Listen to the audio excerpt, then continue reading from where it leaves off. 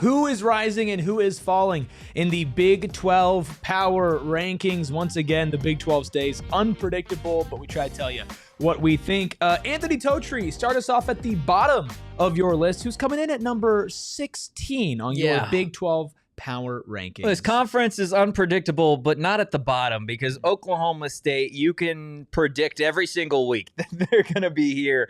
They continue to be one of the worst teams in the Power Four.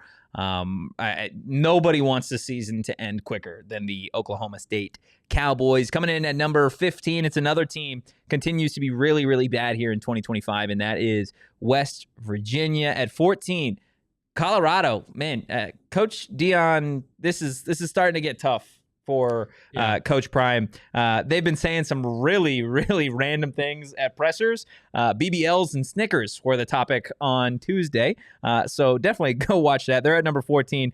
Kansas at number 13. They are who we thought they were. Not a very good. Who I thought they were. Not a very good team, man. No, they're not. A lot of similarities in my bottom four. I hope so. Oklahoma State 16, check. Beyond that, though, you'll never believe it's West Virginia.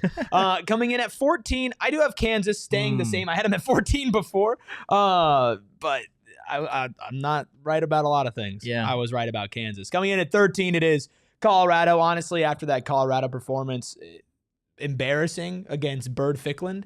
But they do not drop lower than 13 for now, but they certainly have the opportunity to. Going forward, just a who's who of the worst teams in the Big 12. Although I did hear preseason that the Buffs were going to go 9-3. Yeah, so. Not so good. They were down 42 points, I believe, at halftime this past weekend. In the total yard comparison.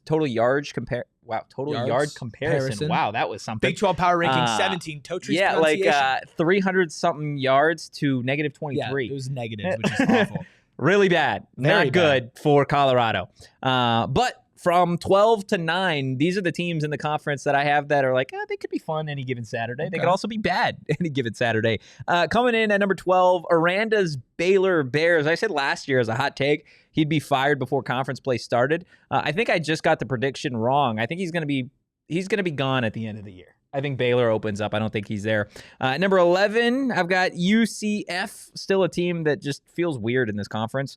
At number 10, I've got the Arizona Wildcats. They rise, mainly because they didn't have an opportunity to lose this past week, coming off a bye. Iowa State at number 9, a team that there were really high expectations, but they just really haven't lived up to them so far. So Iowa State rises for you. They do rise. They do rise for me. I thought this is a team that had every opportunity to beat BYU this past week. We were watching it. One bounce goes the other way, and potentially we're talking about a different game here. But I more so this week decided to change the way I thought about the power rankings just a little bit. Just in time. Just a little bit. I feel like, again, if I have a team above you, they've either beaten you in my mind, or I think if you guys played this week that you would beat them. So I think Iowa State would beat Arizona, UCF, Baylor, Kansas, Colorado, West Virginia, or Oklahoma State. That's more so how I'm evaluating these power rankings. But not Arizona State, who they play this weekend. But not Arizona State this week. All right, week. well, it'll be interesting to see where you have ASU. Going to number 12 for me, once again, it's teams that are familiar. I've got UCF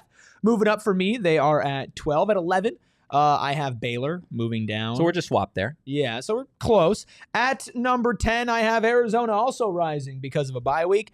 And at number 9, I have Kansas State. Wow, you hate them. I don't hate them. You hate them. I had them. Nobody's hotter right now than Kansas State. I bumped them up early, and then they stayed the same. Again, I think Kansas is one of the worst teams in this conference. And again, Kansas State is one game above 500? They're 5-4. I think something along those lines. Like they're not. It's not like they're world beaters. I can't, in good conscience, put them ahead of some of the other teams that are at least a couple of games. Okay, man. But when they beat Texas Tech, you're going to look really stupid. Yeah, when they when they beat Texas Tech, then I will change my mind because that's how this works. Anyway, you're 8. Coming at number 8, I've got the Horned Frogs. Josh Hoover has been on an absolute tear this season for TCU, but nobody else has really outside of Hoover and Eric McAllister. I do have TCU falling this week, but coming in at number 7, I have Kansas State on the rise. They are a red-hot team in this conference. They just thrashed Kansas in the final time that Jalen Daniels will actually play against the Kansas State Wildcats. Coming in at number 6, this is where I have the Arizona State Sun Devils. They fall after a tough loss to a good team while dealing with a bunch of injuries. I still think Arizona State is an upper echelon team in this conference. They are not currently a Big 12 title contender, and I think they fall in the same categories with TCU, with Kansas State, and with my number 5 team, the Utah Utes. I would say probably there's a drop-off from 5 to 6 here, just based off of what we've seen from Utah here in 2025.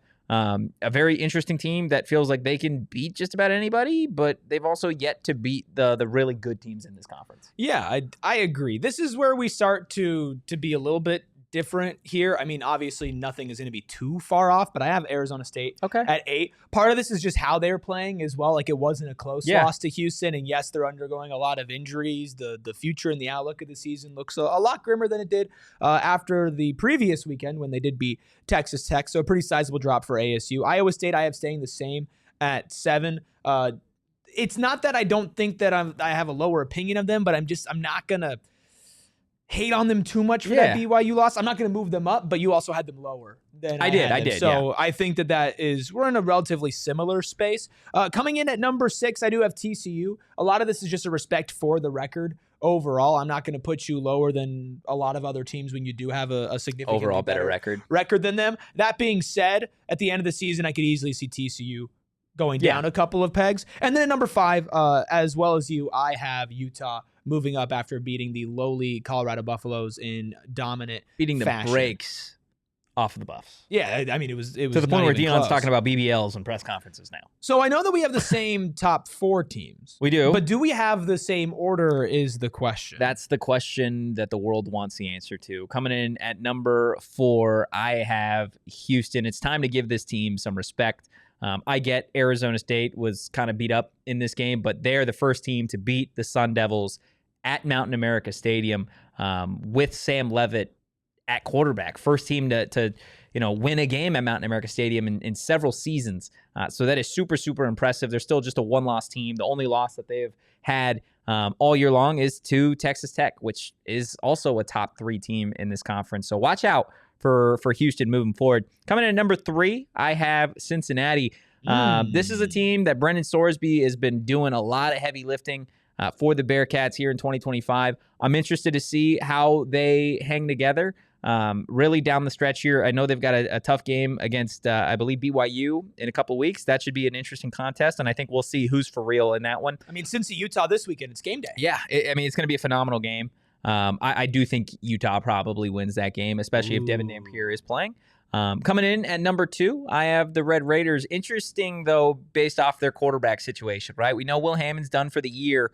Baron Morton has been in and out of the starting lineup all season long, dealing with injuries. So we'll see. If he is healthy and good to go, I like where Texas Tech is at. If he is, continuing to deal with injuries the rest of the way, then I would start to bite my nails if I'm a Texas Tech fan because you lost your prodigy in Will Hammond for the year. So we'll see. But no changes up top. BYU remains unbeaten. Iowa State gave them a run for their money, but BYU continues to just keep on keeping on, man. Yeah, I mean, I obviously have the same 4 teams. I will tell you, we do not have the same order. Okay. So I think this will be interesting here. But obviously, I think a lot of these teams are close. But at 4, I have Texas Tech. The quarterback situation from a power rankings perspective does knock you down a little bit. Plus, it's like beating Oklahoma State really means nothing, if we're being completely honest. It's still good, obviously, but the reason why they fell wasn't as much with them, but more so how Houston played. That's fair. Who comes in at number 3. Houston beating a team that I had last week in ASU as the number 2 team in the conference on the road in thoroughly dominant fashion. That score is closer than what the game actually was. They look really good. Really good. Really good, and a much more impressive win for Houston this week than for Texas Tech. At 2, I have Cincinnati. Cincinnati is continuing to be one of the biggest surprises in the conference this year. Sorsby is now on the Heisman watch, and I do think that there is a chance that we see Cincinnati in Dallas for the Big 12 championship. So continuing to rise up the rankings for me, and then at number 1, continuing to stay there, it is BYU. Even if I don't like it, you can't deny it. undefeated so far this season for BYU. But what do you all think about our Big 12 power rankings? Let us know down in the comments below what we got right, what we got wrong, and we'll be back next week for more Big 12 reaction.